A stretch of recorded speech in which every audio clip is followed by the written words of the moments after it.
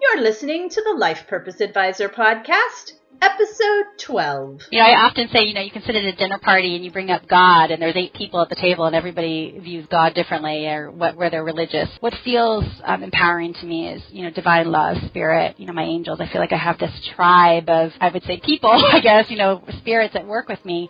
And I know that it's a massive risk for me to say out loud, but just like everybody else who walks the spiritual path, receiving is so important to everything that you do. You're listening to the Life Purpose Advisor Podcast. Life purpose, spirituality, higher calling, personal growth, meaningful life. We ask the deep questions about living a balanced life of meaning, purpose, and joy. Passion, know thyself, be mindful, spiritual practice, aha moments, life lessons, balance. It is time to welcome your host, Angie Swartz. It is my great pleasure to welcome Kathryn Cloward. Kathryn is an award-winning author, a songwriter, and entrepreneur. She is the founder and CEO of Candon Media Group, and we'll ask her later what Candon stands for. So delightful. As a purposeful messenger of love, Kathryn has earned national praise and multiple awards for her Kathryn the Great series of books and music. Through her illustrated likeness, Kathryn has been intuitively guided to share her unique and important consciousness-shifting messages with the world. Hello, Kathryn. Welcome. Hi. Thank you for having me. I'm excited to be on your show. My pleasure. I know you have some great things going on. I can't wait to hear all about it. And I know some of them are not included in this lovely bio that you sent me. So tell me a little bit about what you're doing in line with your life purpose. And I just want to say to everyone that's listening, Kathryn has a wonderful video on her website talking about her work, a beautiful message. And in that video, she tells us, so I won't have to ask her, that her purpose is to be a messenger of love. So what more bigger purpose could anybody wish for than that? I'll turn it over to you, Kathryn, to tell us what that means and where you're going. Well, thanks. I would say when somebody asks me like yourself, what are you doing? What's your purpose now? And it does come down to the nuts and bolts is really I'm here to share messages. I'm a storyteller. I'm here to do my part in helping transform the planet, helping caterpillars become butterflies through love, so sharing messages of love. I had to go through my own transformation of self-love, had to heal old wounds and really get in alignment with who I am, take off a lot of those imprinted beliefs and shatter the stained glass image of who I was and create this new mosaic of who I am and who I've always been. And once I was journeying through those initial stages, I was able to really just learn, okay, I meant to share these stories. I meant to share these seeds of wisdom that I'm learning through the life lessons that I'm actively journeying through.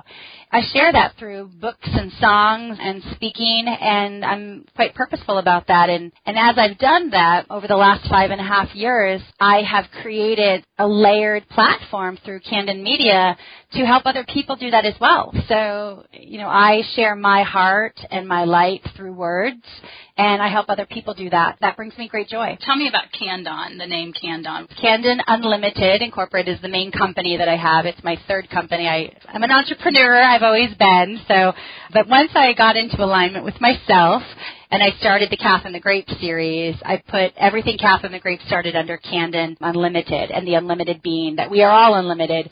The name Candon comes out of the combination of my name, Kathryn, and my son's name, Landon. And the logo that I use for Candon is because people are the focus of everything I do, whether it's my work, my creativity, or helping other people share their creativity. The vision that I had for the logo is the K of Candon being like this dancing, joyful person.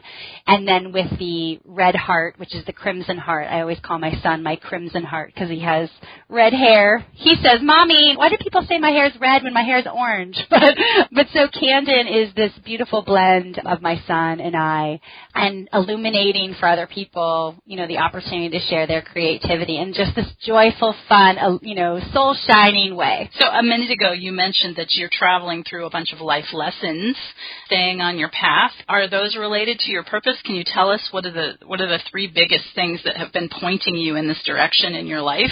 Sure. I have a song coming out in February called The Healing Road. And it shares quite a bit about my journey and the path And I believe that our life's path, our road's always right there. I always visualize it as this dirt path that's always been there, and it's always leading the way, and we kind of go off on all these different estuaries. I believe that from a little girl, I've always found joy in writing songs and sharing myself, sharing my heart. When I was a little girl, I didn't write songs that were like, we went to the park. It was like these really soulful, I want you to know who I am songs. And so it was always who I've been. But I had to live life. It wasn't the natural course for me early on. The arts weren't part of my parents' wheelhouse. So my life's purpose wasn't recognizable to, I would say, anybody else, and it was very shadowed for me. I'd say three main things that happened for me is in 2005, I went to Africa on a vision trip with a nonprofit organization that we'd been raising money for, and it was when I was in Africa, in the middle of quote-unquote nowhere, hours and hours out of the main city on the dirt road in literally rural village life, and then we thought we were these great saviors coming to help them, and what I saw was that they helped me. They helped me see that joy is just innate. Doesn't matter what you have other than love and unity with each other. And it was from that moment that I allowed myself to start asking questions about how I was raised to believe who we are on this planet. So that was, I would say, is the start of my authentic spiritual awakening, which aligns greatly with my life's purpose. But I would say 5 years ago, I was going through massive relationship change, getting divorced from my son's father. You know, we did the best we could with the tools we had at the time of our life then. But it was when I was sitting in a therapist office and I was dissecting my life and healing my life and taking responsibility for the decisions I had made and also what I wasn't responsible for. I remember sitting there as I was developing this self-love, this love for Kathryn. I remember going, this massive aha came through me as, oh my gosh, this love, this self-love, this taking off all the layers. I didn't want to put those layers on my little baby at home, my son. And it was in that moment that I was like, I don't want my son to be 35 years old sitting in the therapist's office going, what happened to my life?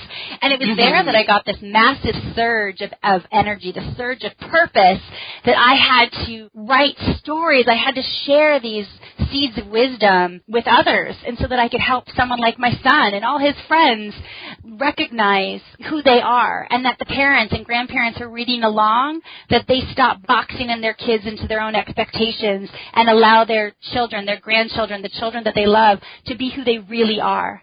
And so I would say those are the two moments. Africa and me going through transformation helped me really stay the course to understand where I'm meant to go and what I'm meant to do. Do you want to mention the nonprofit that you were working with, and were you working with children? Because Kathryn the Great does serve children. We have many Kathryn products in our home. I think we have all of your books and some of your children's music in our home. Were you working in a nonprofit with kids? At that time in my life, I actually was a youth group leader at the church I was attending. I had volunteered for 8 years working with middle school girls, and we had been raising money to build freshwater wells and schools in Africa with World Vision. And so that was the organization I was working with at that time. And it was actually after I'd gone to Africa and was there, I knew there was just so much more that I needed to do, and that we could do it on our own, in our own fundraising efforts, and a bigger fundraising effort, I should say, to funnel that money into World Vision. And so I actually came home and had the idea stream through me to start a walkathon. Over the course of 3 summers, we did a walkathon called Walk Their Walk, and raised $60,000, finished building construction on a school in Twachianja, Zambia, as well as 3 freshwater wells. That all came out of that season of my life of, really doing purposeful work and having so many people want to join in on that. And why we did Walk Their Walk, it was a 12-mile walkathon at the lake here in San Diego, Lake Murray, by where I grew up. And why I wanted to do a 12-mile walkathon was because children in Africa on average usually walk 6 miles to school. To be educated changes the lives, as everybody knows this now, changing the life of a child comes through education, especially educating girls. I was raised to do work with nonprofit agencies. My parents, always through faith-based or the homeless programs around San Diego, my parents raised us with a heart for helping others. So when I started Camden, I naturally started, one of the things we actually are putting into motion right now is the Camden Cares Foundation, so that I'm able to take the work that we're doing through Camden, but also be able to funnel out into our local, our national, and our global communities resources to help others, whether that's also through education, through life-giving forces like water, which is the most basic thing we need. Everything that I've done in my life thus far comes down to, I'm still doing it. It keeps on morphing and transforming in this beautiful ripple momentum that is being created. It's like you're living a movement. Yes. That something bigger than you, I suspect, is helping, which brings us to, can I ask you about your spiritual and your religious beliefs? How do those play into what you're doing with your own purpose? I was raised in a Catholic church. It was part of how, my parents were raised that way. And then when I was 26 years old, I started attending a more charismatic, non-denominational Christian church. And I definitely had like a conversion moment where I felt this massive presence of God wash through me, and really had this, what I would say, a born-again experience at that moment. And how old were you then? I would have been 26 at that time. I'm thankful for that because it helped me, to start really getting more involved in the church I was in at the time. And as I got older and people in my life who loved God and loved Jesus, they were Christians as well, they were being ostracized by their church because they were dating and came out as gay. And even one of my closest friends was ostracized from his church. And that just really affected me in this incredible way. It was actually a start of an interesting personal journey for me as well, but I was carrying this little baby in a sling, and I'll never forget, what would I say if my son came to me and said, Mom, I'm gay? I would just love him. It made me go, okay, is there another path for me? Is this the right path for me at this time? And I started investigating. That's a big deal, to step out of belief systems that you are so ingrained in you, to go investigate if something else feels right. And all this was going on at the same time as I was transforming into me. And I found a place that makes sense for me, more of a unity movement. I actually go to the Unity Center here in San Diego when I seek, spiritual worship. I believe that we're all are part of God. There isn't anything you need to say, do, or be to be part of God, because we're all blades of grass connected to God. And that's how I teach my son. The work I do is deeply spiritual. Everything that I do is received, I believe, I receive it from Spirit, from my angels, from my guides, and I share it. And although my books are written for the mainstream, I'm very intentional so that I want Kathryn the Great to be something that resonates with all walks of life. The messages that I share are all about awakening to who you are. And those are deeply spiritual lessons that are being taught through everything that I do. Your books are right there on the shelf next to children's books written by Wayne Dyer, all about the power of positive thinking and being your authentic self. I'm happy to hear I'm next to Wayne Dyer. That's right, but you are. There's a lot of authors out there who write these really important self-help, self-awakening, transformative spiritual books. They write them for adults, and then they'll write a few for kids. Nobody is doing what I'm doing, where I'm writing books specifically for kids, so that if you go to the self-help section of a Barnes & Noble, it is, rows and rows and rows of heal your life, transform your life, awaken to your life purpose. What came to me was, what if we could get rid of that and we instill in children those same concepts of loving themselves, accepting themselves, seeing other people as divine, loving beings that they are, that we all have a piece, that how we're accountable for the choices that we make. If we can instill those values, not just values, but just those soul-shining, opportunities in kids from an early age, how many people wouldn't have to heal their life? And so for me, I do that for kids so that we can plant those seeds early on. And for kids, they get it because they're so close to that being where they just were in their spirit realm. And that's why I get so excited about it, because when I see someone like my son, he's just so, I want to make sure that I keep his energy as pure as possible, pure of who he is, not what I want him to be. And that's what we do when we allow ourselves to be free. We help our children experience freedom too. I couldn't agree more. I think we're very similar in how we're raising our children, which are virtually the same age. It'll be interesting to see with this group of kids that are coming up what their transformation is over time and what their experience is going through teenage years. Sure, yeah. I'm sure that you'll have something for them when they get to that age as well, which I look forward to. Very exciting presentation of your spiritual beliefs and really living in one with God and something bigger. Did you always feel that way? I know you talked about being in different churches, and have you used tools over the years that have helped you get closer to your authentic self and your life purpose? Yes, absolutely. I could talk for days about the teachers that have come into my life. And I would say the first place, I used to be very big about being in community. I was in a women's group for a number of years. We called it Shades of Purple.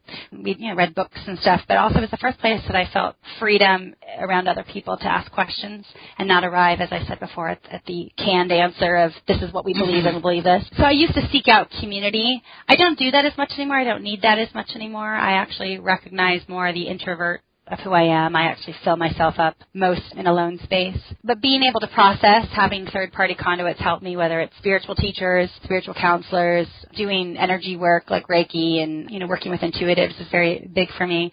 But I have created quite a number of rituals that have helped me in my spiritual walk tune into what is true for me. Every day for the past 5.5 years, I have a morning ritual. I wake up, I pour my coffee, and I sit in what I call my sanctuary space.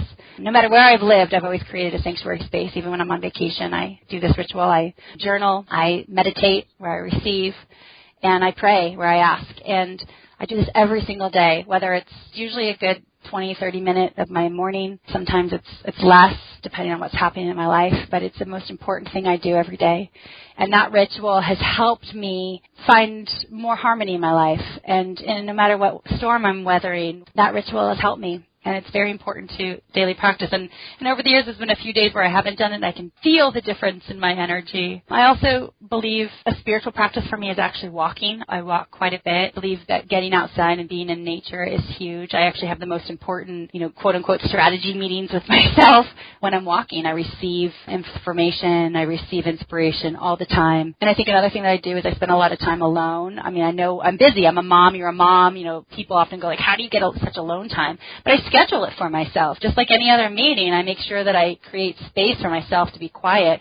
That's when I receive wisdom. That's when I receive, inspiration from Spirit. I feel that Spirit washes through me, gives me what it is that I need to share, and then I use those seeds and plant them into books and songs and creating what I'm meant to create in this lifetime. What do you say to those people out there that are listening, they're naysayers about what you're saying, about how all this washes through you? Why is that something that happens to you and maybe doesn't happen to those people out there that are listening and being disbelievers, do you think? Sure. Well, there's always going to be disbelievers. I've had my fair share of naysayers and negative energy in my life. But if anybody is listening to that and going, oh, she's full of whatever, okay, well, they're probably not receiving because they think that way. But I believe that all of us, I believe that we're all spiritual beings, that we are all connected to our higher power. I usually say divine. It just is more comfortable for me. Divine, you mean you use the word divine as opposed to saying God, right? I often say, you can sit at a dinner party and you bring up God and there's 8 people at the table and everybody views God differently or where they're religious. So for me, what feels safe to me, like not safe, that's not the right word.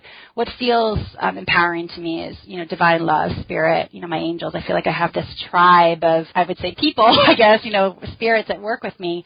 And I know that it's a massive risk for me to say out loud, but just like everybody else who walks the spiritual path, receiving is so important to everything that you do. We sit in meditation not to go, please give me everything I want. We sit in meditation so we can clear our mind, and usually in those moments is when something rises up for clarity for me. I don't usually speak to naysayers in the sense of trying to overcome objections because they're just going to have more and more objections. But what I can say to the person who is going, that's not happening for me and I want that to happen for me, that person is open. That person is seeking. And to the seeking person, I would say, that when you get quiet, if you're seeking it, it means you're ready to learn. And if you're ready to learn, you're ready to try different modalities. And so if you're ready to do that, I would encourage you to do what comes naturally for you. So, when I first started meditating, it was uncomfortable for me. I was like, I don't know what I'm doing, but I think I know what I'm doing. And I just started doing it. And then over time, it became something that fed me in such a way that nothing else could. So for somebody who is seeking and wanting to go, how can I transform my life? What are the things I need to do? I would say be quiet and just ask. I believe that we're one question away from receiving the answers we want. And asking God for you or Spirit for somebody else to provide you the answers. Oftentimes when we're asking, we're saying, I want A, B, and C to happen. And then if A, B, and C don't happen, then we're like, see? It doesn't work. Father Michael Judge had this, and it came out of, also I saw it in Course in Miracles, where it says, Lord, lead me where you want me to go. Let me meet who you want me to meet. Let me say what you want me to say, and help me get out of your way. And that's such an allowing place to be. So instead of asking God, asking Spirit, asking to show you the way, I believe that, boom, it all just opens up. And I don't just believe it. I've lived those experiences. I have example after example after example how I have been led to the right people, the right circumstances, all, boom, in a moment's notice just because I paid attention.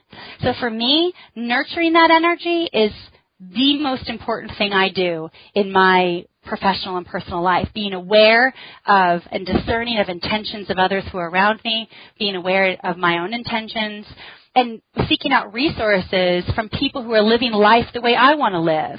Like Wayne Dyer, reading his books, reading books by Marianne Williamson, Louise Hay, people who are living the walk that I want to live like, that's who I seek out. So anybody's a naysayer, I don't need to combat that. They're not the caterpillars that I'm trying to help transform to butterflies anyway. I hear you. So much rich advice, rich words in what you just talked about. I'm so glad that you brought up the point about if you're so defined and so tight in what you're asking for, it often doesn't work. I think sometimes things like The Secret have done, and other things that are out there, have done a disservice to how manifestation actually works. And your point that you were making about, let me ask for what's for my greatest and higher good to come into my life. And being in the flow of life is such a different experience than saying, I want this job at this address with this company, making this salary, working these hours. It doesn't, just in my experience, does not work that way. And if you're listening and you think it does, I challenge you to go talk to some people and find out what's working for the people around you. I think you'll find a little bit of a different story. So you talked a little bit, Kathryn, about being in nature and walking, hiking, being alone in nature. We have so many things in common. That's a big practice for me as well. But let me just ask you, how do you think the physical body plays into this? Like, what's going on with your body? Is that related to being in touch with your higher self and your purpose, or not at all? In my experience, how I treat my physical body is directly linked to being able to do what I need to do to live my purpose. And what I mean by that is, for example, I used to smoke cigarettes for a long period of my life, on and off over the years. I was off when I used to be a marathon runner. It was this addiction that I couldn't. Everybody who smokes cigarettes knows it's bad for them. I mean, hello, it's horrible for you, putting poison in your body.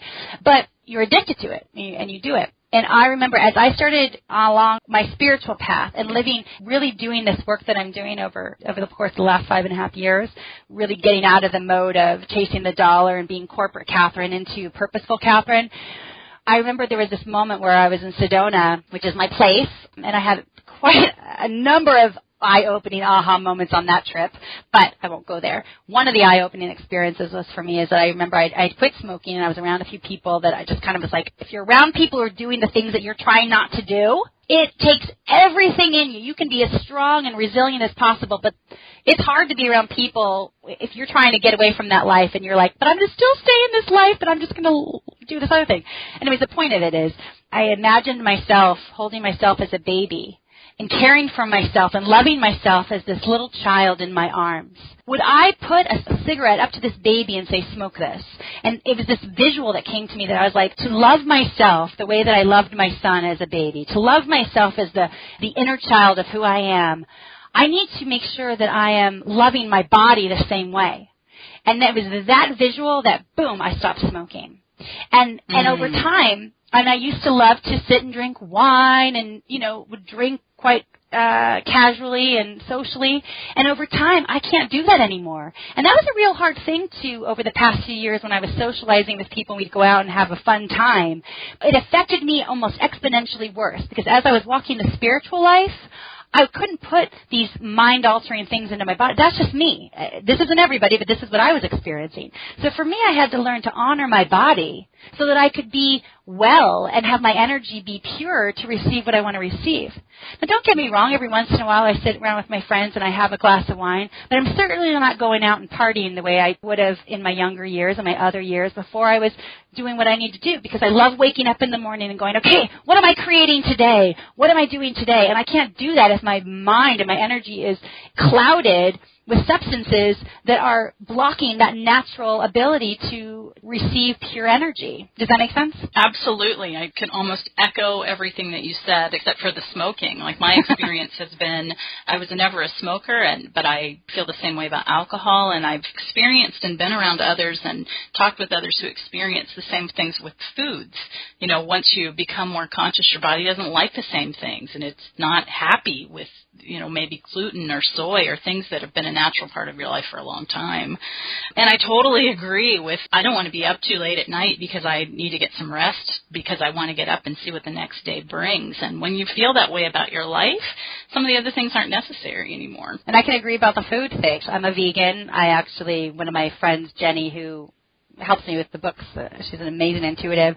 Has always helped me. She introduced me to vegan food years ago, but then I had some friends who were like, let's do this vegan cleanse. And so we did this 30-day thing, and I felt so great. Because you see, the thing is my body always knew that I was lactose intolerant. Even the doctor told my mom when I was a kid that I was lactose intolerant. My body cannot process lactose, right? Dairy. But because the experts, quote unquote, tell us we need this. Big business is telling us that we need this dairy, right? But my body intuitively was telling me, stop putting this in me, right? But so that was such a great example of our body knows what we need, and it always is telling us.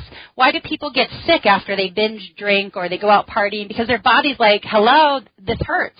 Why do people when people discover that they have intolerances to gluten or lactose or like my son is allergic to peanuts, so that's life-altering for us. It's a life-threatening thing. But our bodies, our natural spiritual beings, our bodies know what we need. We just have to trust what we feel. Right. But we teach our kids from a very early age, no, don't trust your body, trust the experts.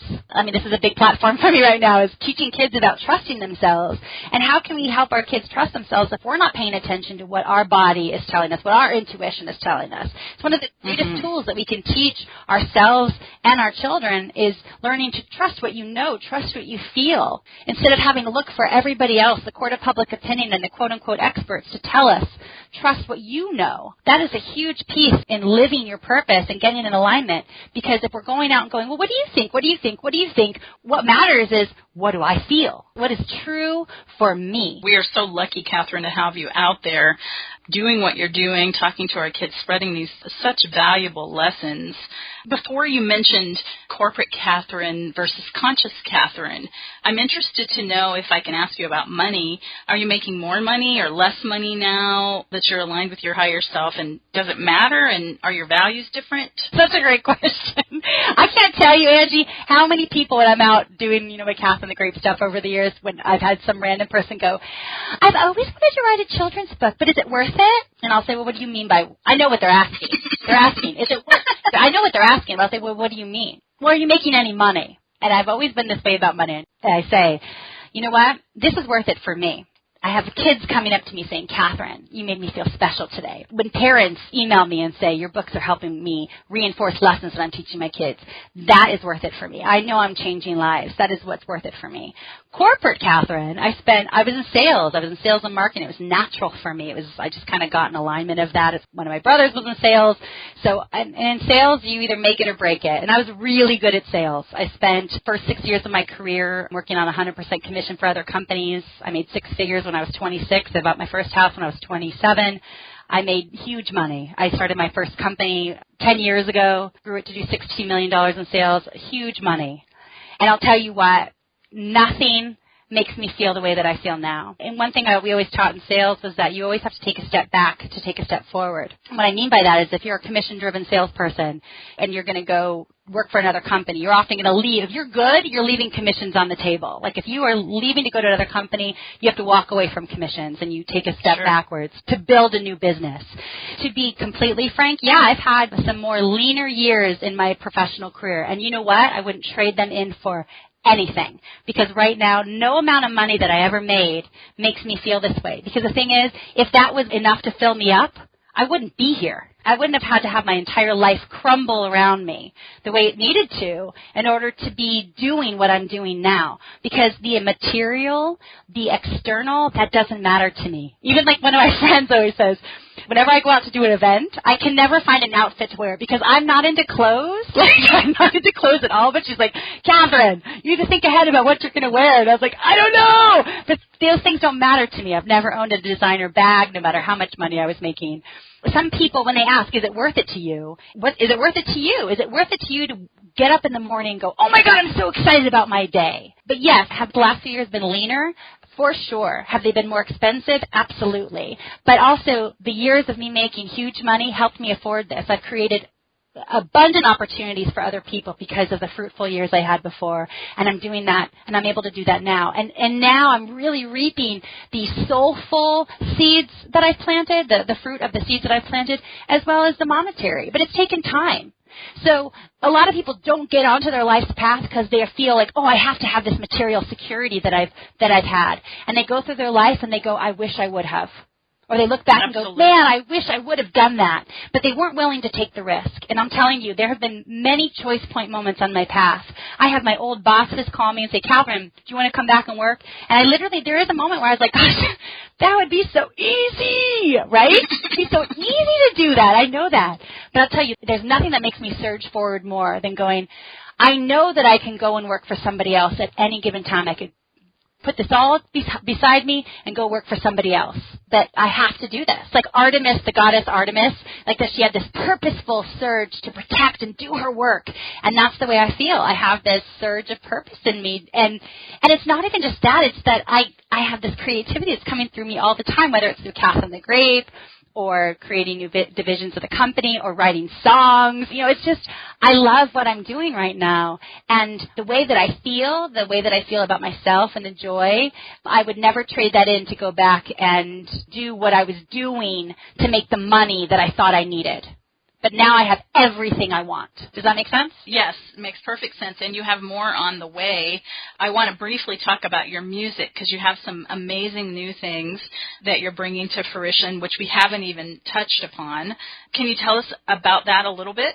Sure. I've shared about Kathryn the Grape, and a few years ago we wrote the Kathryn the Grape album, which was part of a dream come true. I chickened out on singing lead on that album, and it just really festered at me for a long time that I did that. But I did learn through that process that I'm a good lyricist. I'm great with words. I had to affirm that for myself. And my greatest dream, everybody who's known me since I was a kid has known that I've always wanted to sing and write songs. It's just what I love to do. I would write songs and sing them in my room to my dolls. It was everything I loved to do. And I spent about a year and a half writing an album that I'll be releasing in February called Free to Fly. It has 11 songs. We did 2 of the songs that I re-recorded from the Kathryn the Grape album, Believe in the Flow, reworked those for the album, and then I wrote 9 other songs with a co-writer, Rich Wiley. But they're songs about my journey. Songs about my life. They're really important.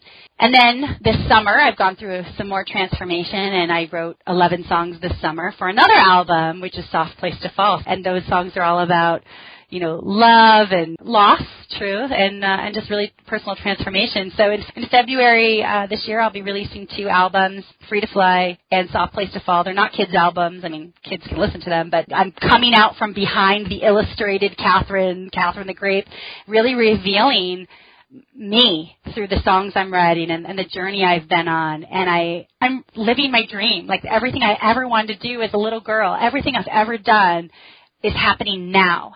It's the most amazing feeling to know that I just turned 40 in May. I haven't even started yet. The world is huge in front of me, but sharing these songs and writing these songs and also writing the Soft Place to Fall album is huge for me because I wrote the songs and the music for those and the melodies all by myself. I've just really believed in myself and just tried. That's the big thing. I just started trying, and I didn't always have it all figured out. I mean, in Kathryn the Grape, I didn't have it all figured out, but I just kept trusting the creativity that was flowing through me. And so, as I said, on February 22nd, so on 2/22, I'll be releasing or debuting 2 albums, all through my Candid Unlimited label. That's all because one day I decided to stop doing what I used to do, and I started trusting that this path that was getting laid out in front of me is where I'm supposed to go. And I've never felt more me. I can't think of a better testimonial for encouraging others to do exactly the same. We're wrapping up with our time frame. Can I ask you a quick lightning round of questions? Sure. Do you think passion and purpose are the same things? I do. I think that what you're passionate about is your purpose. Do you think everybody has a life purpose? Absolutely. Your purpose can be to be the most amazing, loving wife and mother. It can be to be a songwriter. It can be to be the most amazing doctor that you can be, the best teacher. Everybody has this innate purpose, and they just need to trust what it is that wakes them up in the morning, or that little voice that when they're out on a walk going, I wish I could do that, to trust that, and that is their purpose. Right. And in your case, Kathryn, all of those things might be your purpose that you just listed, except for the being a doctor, which maybe you'll do that in your 50s. I'd never be a doctor. I can't even handle, like, a cut, so no, that wouldn't be me. Well, you never know. You might be an herbalist or, some Eastern medicine doctor. So you never know. You're right. Never say never. Right. So on a scale of 1 to 10, 10 being high, how important do you think following your joy is in igniting your life purpose? Oh, 10 by 10 by 10 by 10. What makes your soul shine? What makes you I get so excited talking about my music and talking about kids because it just makes me feel joyful. And so I think what it is that you love to do, where you find joy, that is the guiding energy source. That's where you need to go. Yes. Everything else, magnify from there for you. I don't know about those of you listening, but I have goosebumps when I hear Kathryn talking about her purpose, and it's a beautiful emotion that just comes through me. I'm delighted to share with her. Next question, do you think that people need to quit their jobs? Do you think they should quit their jobs to follow their purpose? Well, I never want to be the person where they say, I heard that girl say I'm going to quit my job. I do believe that it's all a path and things take time. Everybody wants things to happen now. So many people wanting to be relevant now, and if it doesn't happen now, then they give up. I think that oftentimes you have to keep doing what you're doing as you build your purpose. Now, their purpose may be like, I never wanted to work in marketing in my life. I hate it. I want to go work at a music store and teach music and play music at night. If that can cover, if it's a smart choice that helps you not wind you up on the street, then sure, sit in meditation about it. It's really a personal thing, but I think a smart, conscious decision and being in a mindful place will help you discern that. But I think over time, you always have to make sure that there are some realities of life. We have to pay our bills, and so sometimes you have to keep doing what you're doing, and then on the side, you build a platform for your purpose so that there comes that time, that balancing moment where you can move forward with your purpose and let go of what you used to do, which is what I did. So have a strategy. And Kathryn, what brings you great, great joy in your life? Remembering that this is the lightning round of questions. Oh, yes. Your list is going to be really long because we've already heard so much joy from you today. I would say what brings me great, great joy is moments like this. Yesterday, my son and I were getting ready to go to school, and I happened to have the radio on, which isn't normal for us in the morning at home. And he got up and he started dancing to the song, and then I was dancing. And we were just in our living area dancing together. And to know that my son feels that level of freedom with me, and that I feel that level of freedom with him, that is that is soul-shining joy for me because he's feeling what I feel. There's nothing like that. So moments like that, that's what brings me joy. As another parent, I echo what you're saying. For those of you that are out there listening and thinking, I wish I had more time to spend with my children, I have a poster on the side of my refrigerator right by where I wash dishes that says, the only thing that passes faster than summer is childhood. And I have it there because it's a place that I glance over at, and it reminds me to be mindful of how I'm spending my time every day. And I think about that every day, that my biggest purpose is to be an impact in my child's life. Next question for you. We could talk about that forever, couldn't we? If you unexpectedly amassed a good-sized fortune, what would you do differently? I'd pump out more books and songs, and I keep doing what I'm doing. We'd probably travel a little bit more because I can do what I do anywhere. That would afford me the ability to just do more, help more people publish their books. Canon Publishing, everything that I'm doing, I would just do more of because there's just this surge of energy of things that need to get out there and create more opportunities for people. And give back. I would give back even more than I do now. So in closing, do you have any personal growth recommendations for our listeners? Maybe a spiritual practice or a mindfulness tool or a personal growth resource? I've talked about quite a lot of them, but I would have to say the number one, I shouldn't say number one, but the thing that has been, I encourage people to do is journal. I mean, beyond meditation and all these other things, my journaling is the most important thing that I have tangible that I can go back and go, oh my gosh, look where I was 4 years ago, 3 years ago. But also it allows me to purge, it allows me to dream, it allows me to create. So I journal every single day. They don't have to be long, crazy entries, but I journal. And I think that has really helped me through my process. And they've been hugely helpful for me in my personal and professional life as I've documented things. And I can go back and go, oh my God, where was I a year ago today? How much growth have I stretched into? And you'll just really feel wonderful about yourself, seeing how you transform. So journaling is huge for me. I would definitely suggest that. And read books written by people that are living life the way that you desire to be living. I think we're coming to the end of our interview. I could interview you for 6 more hours. I think we'd have a lot to talk about, and I know that we always do when we see each other. The best way that people can connect with you is at KathrynCloward.com. Yes. You can find Kathryn's music, her children's books, and her upcoming albums at KathrynCloward.com. You mentioned that your albums will be available on Amazon.com as well. And how about iTunes? Yep, iTunes, Amazon, CD Baby. So we'll have all those links at KathrynCloward.com. So that's Kathryn, and then Cloward, Cloward. So everything's there, and then also you can link to Candon from there as well. We'll make sure to get your website in our show notes and mention your wonderful products. And for those of you out there that are wondering if Kathryn's products are life-altering, I can vouch that they are. I encourage you to go read some of her books, buy them for your kids for their birthdays as a part of your regular bookshelves. Your kids will pull them out and read them again. I see my daughter doing that frequently. Aww. And that's been for about 3 years now, I think, that she's had a fond likeness for your books. But as all entrepreneurs, feel free to leave reviews for Kathryn out there on Amazon, on iTunes. If you read something that you like, make sure that to send that love back to her. Let her know how you felt about her work out there. Kathryn, it's always a pleasure to speak with you. I'm so excited to see what's next for you and what's coming. I feel the surge of energy that is pushing you forward. I know that your calling and your purpose is a very big one. I'm delighted to know you and to have you on the show today. Thank you so much for having me. It was great talking to you, and I as well enjoy seeing you in person and talking like this. And you're doing wonderful work with everything you're doing, and I'm just honored to get to share in that and be a part of it. So thank you. So we're signing off for today. We welcome your reviews for our show. We hope you'll subscribe and listen to other shows and leave us reviews on iTunes. That keeps our show going, lets us know you like what we're talking about, and we'll see you on the next one.